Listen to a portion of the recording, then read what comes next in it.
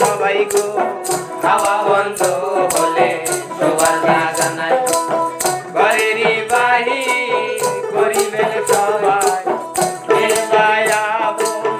পরকে তখন কে ভায়াবো পরকে তখন দেখে শুনে কেঁদে ধরবে রাখি